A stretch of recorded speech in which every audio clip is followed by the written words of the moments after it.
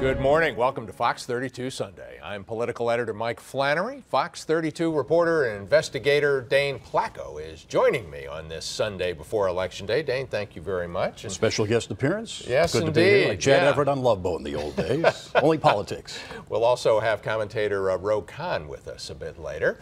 We are going right now to discuss this epic contest for governor, the most expensive one in the history of the state of Illinois. The final full week of this race has been dominated by discussion of an issue many consider the most important by far. Jobs, jobs, jobs. Republican Bruce Rauner's campaign claims Governor Quinn has recently handed out $500 million in tax incentives to drive some of the jobs announcements that we've seen recently. That would include part of the $52 million given to the Cronus Chemical Company to persuade it to build a giant fertilizer plant in downstate Douglas County on Wednesday.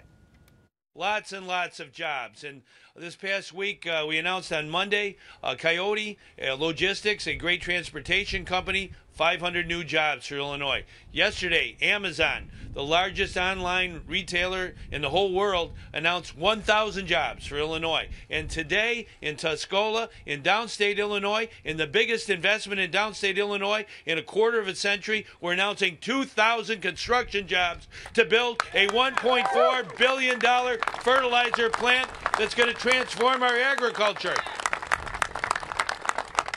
It is so important that everybody who's breathing has a chance to work. That's what we believe in Illinois, and that's what this investment is all about.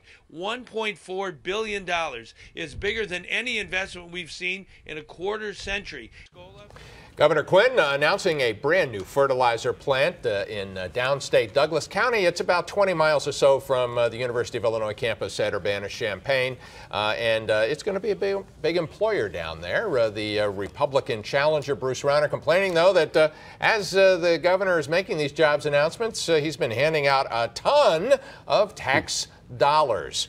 Now, Rauner himself has been visiting a number of work sites. He's been focusing on the manufacturing sector, which he notes has lost 48,000 jobs under Governor Quinn, including, even though Illinois' unemployment rate improved last month, the state still lost more than 2,000 manufacturing jobs. A triumphant Democratic press release claimed the rationale for Republican Bruce Rauner's jobs and taxes-based campaign for governor was disappearing. Boy, that couldn't be any further of the truth. We're the worst run state in America. Brutally high taxes with no solution other than higher taxes under Pat Quinn. One of the lowest economic growth rates of any state in America, and that's indisputable. For the second day in a row, Rauner visited a local factory. Founded in 1958, automotive supplier Keats Manufacturing has about 100 workers in Wheeling.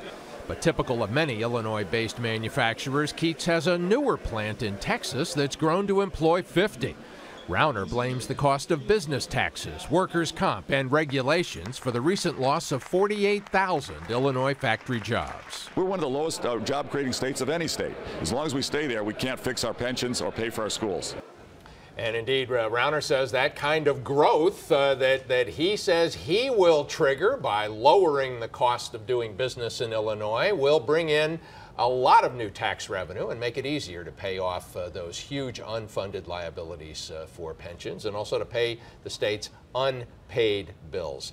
Dane Placco, what do you think of this campaign? Because certainly Governor Quinn has been able to boast recently that the unemployment rate's fallen from 9.1% to 6.6. It looks like in the final days of the stretch here, Mike, the governor is attempting a little political jujitsu, and he's using a perceived weakness and trying to turn it into a strength, and that's the unemployment rate. That's the criticism about jobs in Illinois.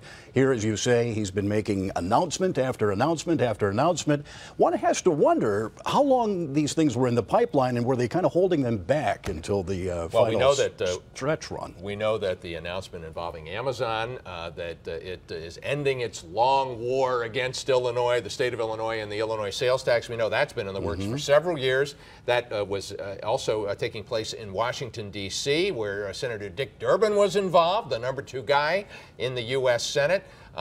very high-level talks to bring them here. That's going to be a big boon for the state's treasury, because Amazon's now going to start collecting sales tax, and that'll mean millions, maybe tens of millions of dollars for the Illinois Treasury.